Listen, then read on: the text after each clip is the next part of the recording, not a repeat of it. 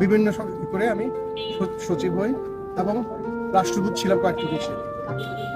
আমাকে 2017 সালের ইলেকশনের আগে আমি এয়ারপোর্ট যাচ্ছিলাম আমার মেয়েকে আনার জন্য। আমাকে 8-10 জন লোক বহুদিন ধরে ফলো করছিল।